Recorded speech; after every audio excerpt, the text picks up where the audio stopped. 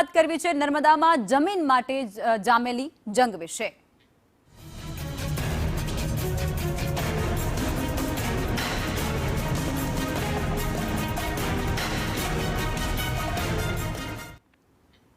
નર્મદામાં જંગલ અને જમીનનો જે વિવાદ છે તે વધુ ઉગ્ર બની ચૂક્યો છે। વિશ્વ આદિવાસી દિવસે સાંસદ મનસુખ વસાવા અને નાંદોદના ધારાસભ્ય ડોક્ટર દર્શનાબેન સહિત આગેવાનો એક ખોપી ગામ ખાતે પહોંચ્યા હતા અને જ્યાં જઈ તેઓ ધરણા પર બેસી ગયા। આદિવાસીઓને જંગલ જમીન ખેડવા મામલે જંગલ ખાતા સાથે વિવાદ વકર્યો છે। સંસદે સુરત જિલ્લા કલેક્ટરને પત્ર લખી અને ધરણા અંગે જાણ કરી હતી। આદિવાસીઓને ન્યાય મળે અને જંગલ જમીનનો જે આખો પ્રશ્ન છે તે ઉકેલાઈ જાય તેવી એકમાત્ર માંગ સાથે આંદોલન શરૂ થઈ ગયું છે।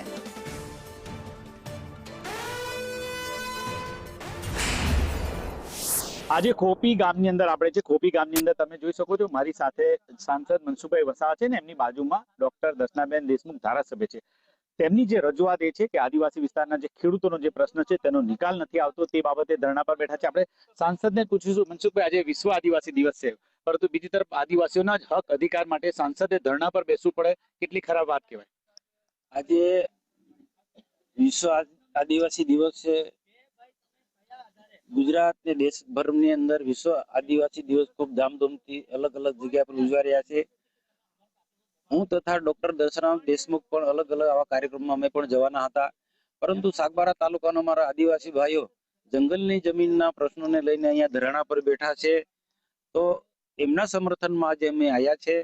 આજે ધરણા પર જે બેઠા છે એ જંગલની જમીન છેલ્લા એ લોકો 20 વર્ષથી ખેડે છે અને 20 વર્ષથી એ ખેડતા આવ્યા છે અને પોતાનું જીવન નિર્વાહ એ કરી રહ્યા છે। આ ગરીબ ખેડૂતો છે, આ જમીન છે, એમની પાસે બીજો કોઈ જીવન જીવવા માટેનો બીજો કોઈ એ નથી, ઉપાય નથી, બીજું કોઈ સાધન નથી। તો અમે વારંવાર રજૂઆત કરતા આવ્યા છે। મુકેશ પટેલ સાહેબ હતા વનમંત્રી, ત્યારથી અમે રજૂઆત કર્યા છે કે આ સાગબારાના ખેડૂતો સાથે ન્યાય કરો। જે ખેડાણ 2 વર્ષથી બંધ કરાયું છે એક રાબેતા મુજબ ખેડવાનું ચાલુ કરવા દો। અને સામે બીજી બાજુ તમે ઉમરપાડા તાલુકાના જે ખેડૂતો જે છે એને તમે ખેડવા દો છો।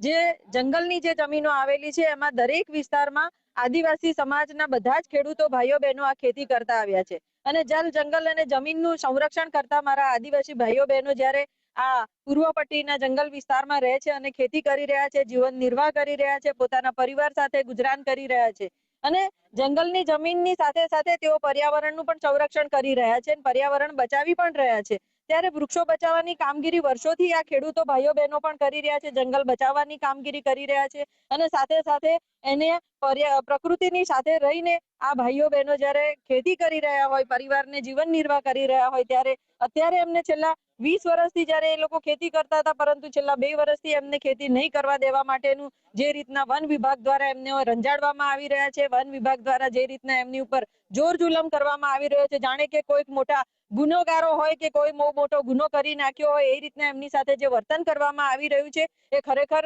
મને પણ એક આદિવાસી તરીકે બહુ જ દુઃખ થાય છે કે આ આદિવાસી ભાઈઓ બહેનો કોઈ બહારથી આવેલા નથી, પરંતુ અહીંયા જ રહેતા, અહીંયા જ એમની 4, 5, 6 પેઢીથી એ લોકો આ ખેતી કરી રહ્યા છે અને એમને ખેતી કરતા અટકાવવામાં આવી રહ્યા છે। ત્યારે વન વિભાગની કોઈ મેલી મુરાદ હોય એવું મને લાગી રહ્યું છે। ત્યારે હું આપના માધ્યમથી માનનીય મુખ્યમંત્રીશ્રીને ખાલી એટલી જ વિનંતી કરવા માંગુ છું કે માનનીય મુખ્યમંત્રી શ્રી ભૂપેન્દ્રભાઈ પટેલ સાહેબ, આપે જેવી રીતના નાંદોદ વિધાનસભાના મારા ખેડૂત ભાઈઓનો પ્રશ્ન આપે ચપટીમાં ઉકેલી નાખ્યો હતો, એવી રીતના આ પણ મારા ખેડૂત ભાઈઓ બહેનો, મારા આદિવાસી સમાજના પરિવારના ભાઈઓ બહેનો છે અને મને વિશ્વાસ છે કે આપના થકી જ આ પ્રશ્ન વહેલી તકે ઉકેલાઈ જશે અને આપ માનનીય સાંસદ શ્રી મનસુખભાઈ વસાવા સાહેબની સાથે રહી અને આપ આ પ્રશ્ન ઉકેલશો એવી મને આશા છે, વિશ્વાસ છે અને ભરોસો પણ છે।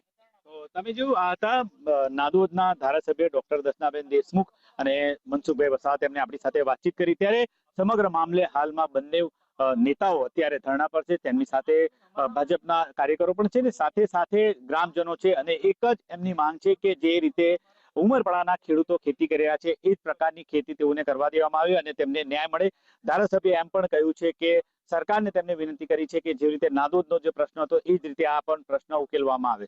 ત્યારે જોવાનું રહેશે કે ગુજરાત સરકાર દ્વારા આ પ્રશ્નનો ઉકેલ કેવી રીતે લાવવામાં આવે છે। નરેન્દ્ર પેપરવાલા, સંદેશ ન્યૂઝ, નર્મદા।